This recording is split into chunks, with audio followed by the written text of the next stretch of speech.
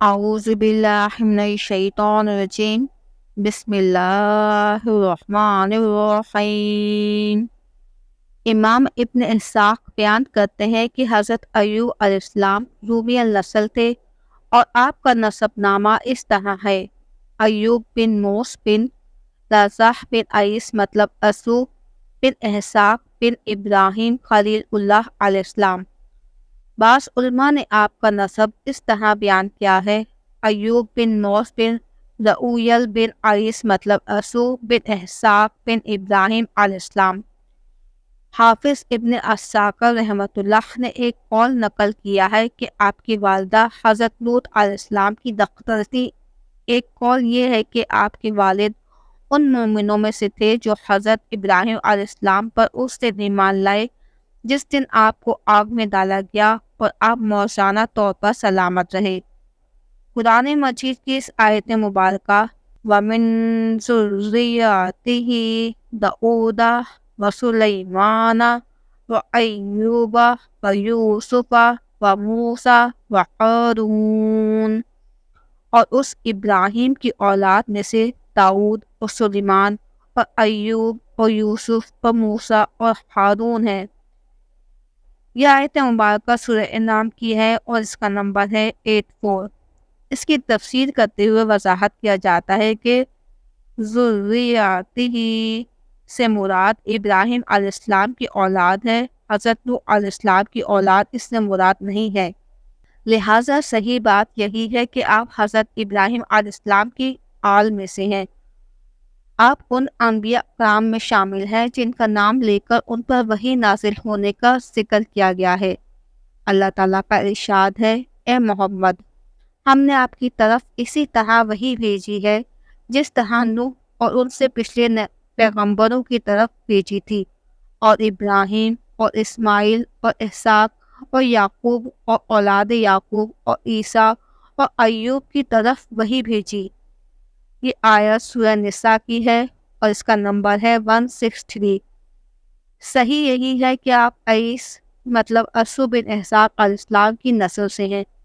آپ کی زوجہ محترمہ کے بارے میں ایک قول یہ ہے کہ وہ یعقوب علیہ السلام کی بیٹی لیہ تھی۔ بعض کہتے ہیں کہ وہ افرائیم کی بیٹی رحمت تھی، بعض کہتے ہیں کہ وہ منصح کی بیٹی تھی اور ان کا نام لیہ تھا۔ یہ مختلف قول ہیں جو ان کی زوجہ کے متعلق بیان کیے جاتے ہیں۔ جو زیادہ مشہور قول ہے وہ یہی ہے کہ وہ منصح کی بیٹی تھی اور ان کا نام لیہ تھا۔ قرآن مجید میں آپ کا تذکرہ ایک صابر اور شاکر نبی کے طور پر ہوا ہے جنہوں نے لمبی مدت تک بیماری، آل اولاد کی ہلاکت اور مال و متاع کے چھن جانے پر صبر کیا، نیز دوبارہ انعامات ربانی حاصل ہونے پر شکر گزاری کی۔ ارشاد باری تعالیٰ ہے: اور ایوب کو یاد کرو جب انہوں نے اپنے پروردگار سے دعا کی کہ مجھے تکلیف پہنچی ہے اور تو سب سے بڑھ کر رحم کرنے والا ہے، تو ہم نے ان کی دعا قبول کر لی اور جو ان کو تکلیف تھی وہ دور کر دی، اور ان کو بال بچے بھی عطا فرمائے، اور اپنی مہربانی سے ان کے ساتھ اتنے ہی اور بخشے، اور عبادت کرنے والوں کے لیے یہ نصیحت ہے۔ یہ آیت سورہ انبیاء کی ہے اور ان کا نمبر ہے 83 اور 84۔ دوسرے مقام پر ارشاد ہے: اور ہمارے بندے ایوب کو یاد کرو جب انہوں نے اپنے رب کو پکارا کہ اے اللہ، شیطان نے مجھ کو ایذا اور تکلیف دے رکھی ہے۔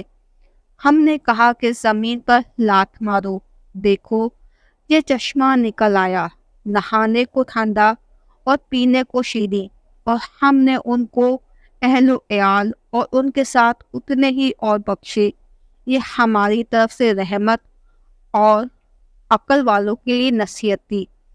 اور اپنے ہاتھ میں جھاڑو لو، پھر اسے مارو اور قسم نہ توڑو، بے شک ہم نے اسے صبر کرنے والا پایا، وہ بہت خوب بندہ تھا، بے شک وہ بہت رجوع کرنے والا تھا۔